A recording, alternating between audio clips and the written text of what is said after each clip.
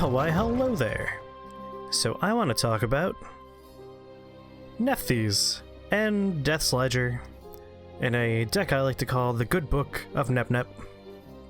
So, this is one of my favorite types of decks. It is a fairly combo-based control type deck, which is my favorite. I really like that kind of deck, what can I say? Anyway, general premise here is you want to stay alive until turn 8, and then on turn 8 you want to play Nephthys. Here's that beautiful alternate art that you get when you get the pre-built deck that she is in. And I got it. I'm not ashamed, I'm proud, I did it. Anyway, she will randomly pull followers of different costs, excluding herself, from the deck, put them in the play until your area is full, and then destroy them. And you're probably going, that's stupid. And if you said that, you're stupid. Why are you stupid? Let me tell you. So, she's going to draw a bunch of cards of different values and kill them. She's going to draw Mordecai the Duelist, whose last words are, summon a Mordecai the Duelist. Every time he dies, he summons himself. He is a 5/5 that will just never go away unless he's transformed or banished. Which means if you're playing against Havencraft, your job is to bait out all of those banish effects as much as you can.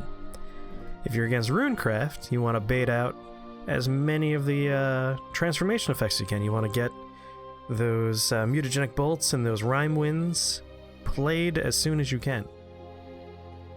I guess if you're against Forestcraft, you want to try and maybe bait out Crystalia Lily, who turns them into snowmen. But that's a real niche encounter, as far as I could tell these days. I run it, but that's because I'm a crazy person. Anyway, moving on down the list, Underworld Watchman Cowie. If he dies, he takes the strongest opponent with him and heals you for his attack value. So this is a heal as well as a ward, and if he gets pulled by Nep, straight up heal. Other people you're going to pull are going to be Hell's Unleasher, who summons a Lich, Attendant of Night, who summons a Lich, and that's pretty much it for cards that you're looking for Nep to pull. The reason why we have Hell's Unleasher in the deck is he occupies the same slot as Erd, and there's 3 of him, only 1 of her. That means there's a 75% chance you're going to have him pulled and not her. But you never know, it is random. She is a neutral card, so you don't have to worry about Death's Ledger doing that. Death's Ledger is at the end of your turn. It does the same thing as Nep. It's anything that costs less than the number of play points you have onto the table, and then destroys it. Which means it's basically always going to be hitting Attendants of Night and Hell's Unleasher. You can run a few different cards in this deck. One that you might want to include is Lurching Corpse. That's a 1/2, and when it dies, it kills an opponent's minion. It's a great choice with Death's Ledger. I've had good success with it. However, I'm looking less for that and more for active control. I want to be in charge of when I remove a minion, which is why almost everything else in the deck is removal. We have Undying Resentment, which will deal 2 damage or 4 damage depending on our need. Get out of here. Pact with the Nether God. I swear I'm able to talk. Anything with 4 defense or less, gone. We can enhance it to do a minion. We've got Zombie Party, deal 3 damage, also get zombies.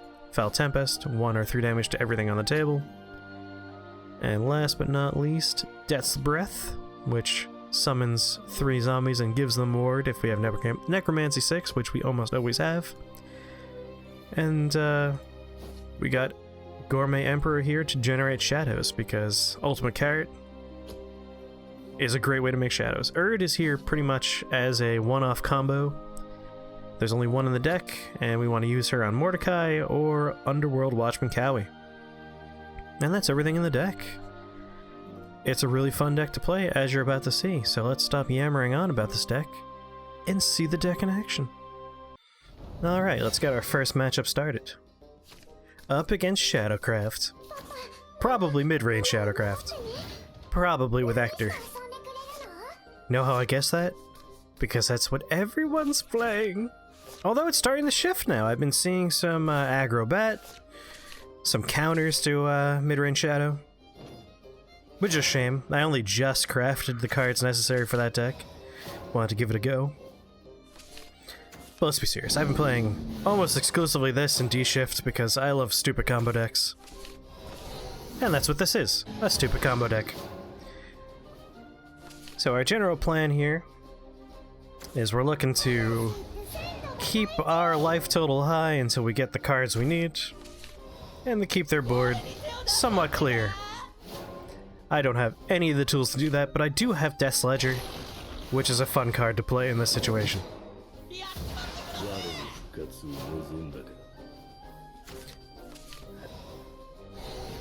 Almost everything in this deck is built around something dying and making another minion, so we're going to have a lot of Attendants of Night, and we're looking to utilize those cards by comboing out with Soul Conversion here, which lets us draw additional cards, and by building walls, like with Death's Breath.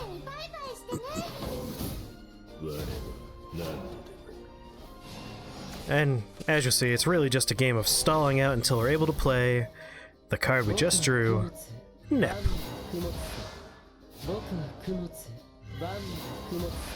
And now we got 2 4/4s. I really enjoy Death's Ledger, although I'm sure Death's Leather is also very nice. And they played Cerberus, which really just confirms what we all suspected, that it is in fact a mid-range shadow deck. I sadly don't have any Cerberuses, but really doesn't change anything about our plan. We're just looking to keep our numbers high right up until turn 8, when we can play Nep.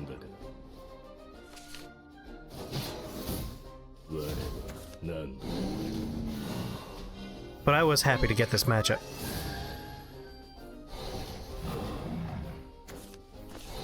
Now, what's important to keep in mind... what's important to keep in mind is we're on turn 6. Next turn is turn 7, and that is the turn they're able to Actor. And we want to plan ahead for that. Which is why Death's Breath is here. Now if they Actor, which they do, of course, turn 7, he's gonna get all of his little zombies, and he's gonna do me the great service of clearing my board for me. This was all very much planned. So basically, he just played an Actor, a 7-cost 5/6, and that's it, because I didn't care about any of those minions. I only cared about playing Nep.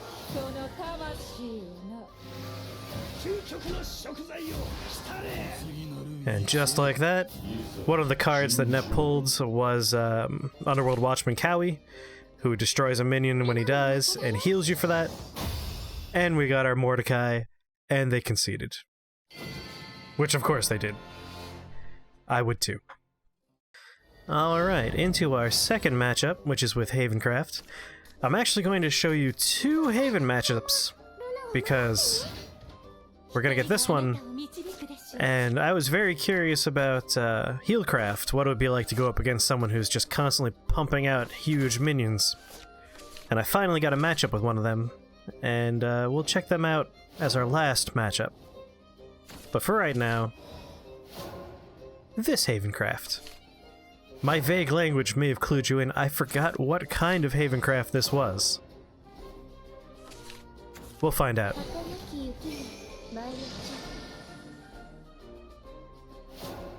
That doesn't give me enough information. It might be Storm? I don't know. Anyway, our Gourmet friend here is a great card for this deck because Ultimate Carrot is just unlimited shadows. You play it, it dies, you play it, it dies. It's a great way to build up the shadows that we're going to need for Death's Breath, and Death's Breath is a great way to buy time.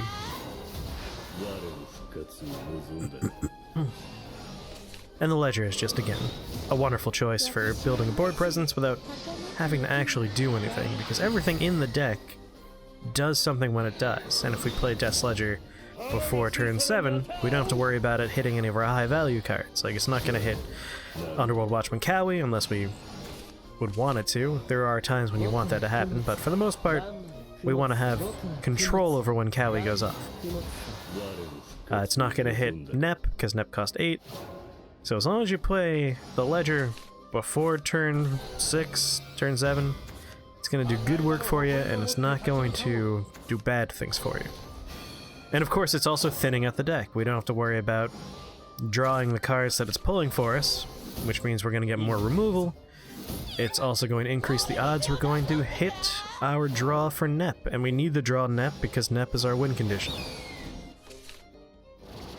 I suppose if we want to be technical, Mordecai is closer to our win condition, but Nep is where he comes from, so it's not that unreasonable to say that Nep is our win condition.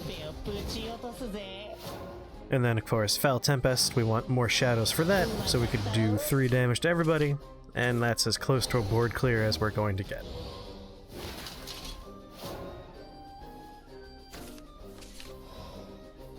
Yeah, it's... I don't know what to call this Haven deck. I'm sure it has a name, but I've seen it a lot. It runs a lot of the Tin Soldiers. It's running some of the other standard things you're gonna see. I don't know if it's necessarily Storm. I'm not too hip on all the cool terms for decks sometimes. But boy, do I see this type of deck a lot these days. Tin Soldier is everywhere. And for good reason, he's a powerful card. You're able to do a lot of efficient trades with him because, as you're about to see, when you evolve him, you get to do 3 damage to whatever you want. Don't know... Oh, that's why. That explains why he traded the way he did. But the fun thing about playing this deck is... doesn't matter. You could do these things, and as long as I have my removal, I'm happy. I got 2 Cowies in hand, which means I'll be able to heal pretty effectively. And he's wasting a lot of high-value cards to get rid of a carrot over and over again, which is only helping me. That's another nice thing about the carrot. If you don't have a good target for your card draw engine, you just toss a carrot down.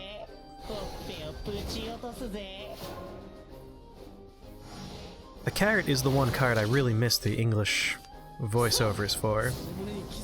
Juicy and succulent! Again, another high-value card, just to get rid of some carrots. It's not worth it, dude. Could've just traded in with your Grim and... Anyway, I got my Nep, so of course I'm going to play Nep. We did draw a couple of cards that weren't our targets. Mostly just Erd. We hit Erd there. Oh, and the other thing I forgot to mention about Underworld Cowie, although I guess I did mention it during the deck overview, is it's not a random card he hits. He hits the highest attack value and heals you for that. So you always get the most heal you could possibly get from him, which is very nice.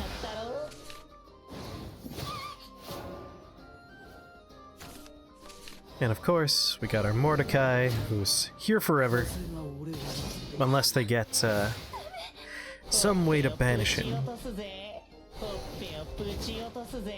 To be honest, that's why I kept on playing the carrot. I was trying to bait out as many banishing effects as I could.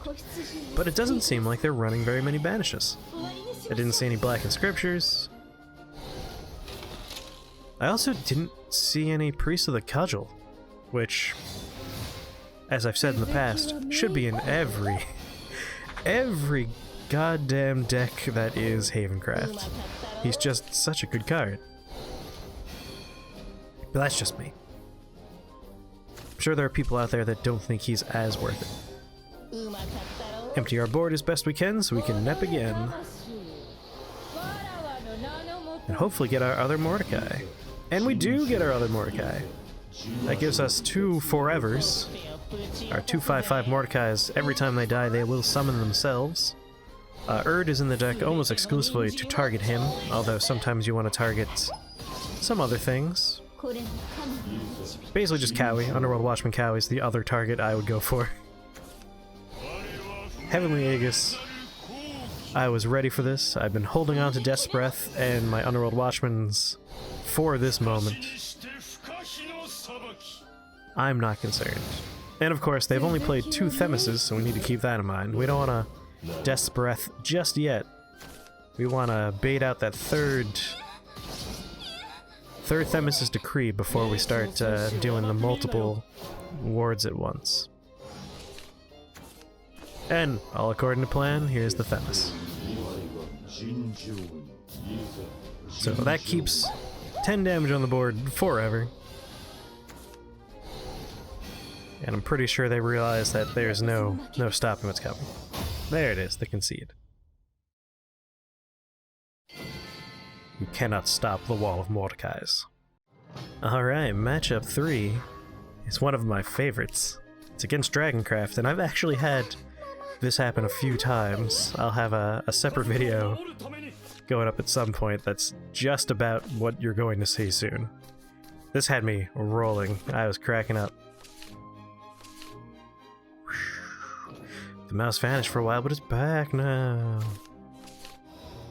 You may notice I haven't been clicking on the cards, and that's because this is actually in a video player right now, due to a real burning need to play Shadowverse while I was on my phone, and the fact that it overwrites previous replays. I just went ahead and recorded this in advance, so I can't click on the cards right now. That's your fun fact for this video. Anyway, Dragoncraft, and as always you have your various ramp cards that they're playing. My personal strategy when they play this guy right here is to not kill it. I want them to kill it on their turn, because if I kill it, that's a usable play point on their turn. They're going to ramp, and it's going to refill the play point, and they'll get to use that point. If it dies on their turn, like it just did, it still ramps them, but it's an empty play point orb. They don't get to use that point.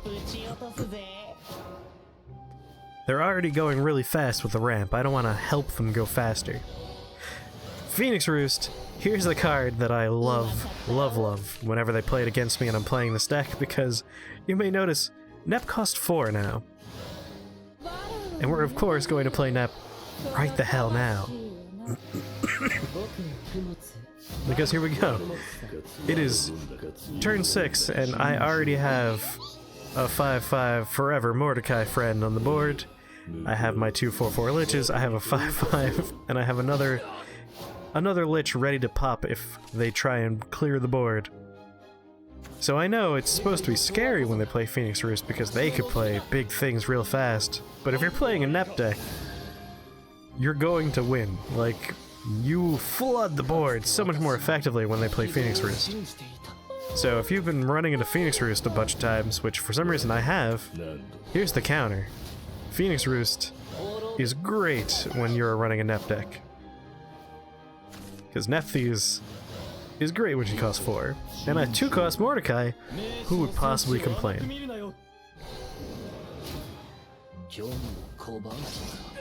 God, this was just the best. I love running into Phoenix Roost when I'm playing this deck. There is nothing they can do to stop the flood of damage coming into him here. Like, what's Bahamut gonna do? Did they not realize that I had Cowie on the table? So, I get a 4/4, my 2/5/5s, Bahamut dies, and I heal for 13. And I still have 14 damage on the table. They could have stayed alive. No, they couldn't have. I still have evolution points. It was over the second they played that Bahamut. God, that was my favorite. And that's, again, not the only time this has happened. I have multiple recordings of this. Alright, that was the Good Book of Nep. I guess I have it just called the Book of Nep, but the Good Book of Nep would be so much better. I mean, come on. So yeah, right? It's a fun deck. It's control the situation until turn 8, and then have them panic when Nephthys just fills the board with all this bullshit they have to deal with, often taking their heaviest hitter with them, because Underworld Watchman Cowie almost always gets pulled. Mordecai almost always gets pulled. It's a very consistent and fun deck to play. And with the new pre-built decks, if you didn't have a NEP and you're looking for an easy way to get one without using vials, that's the way to do it. You're also going to get yourself a copy of Death's Ledger and a copy of Underworld Watchman Cowie. Yeah. So there you go. That's the Good Book of Nep. Thanks for joining me. I'll have a fun little clip of someone being wrecked by playing Phoenix Roost popping up sometime soon, so keep your eyes open for that. And I'll see you next time. Alright, bye-bye.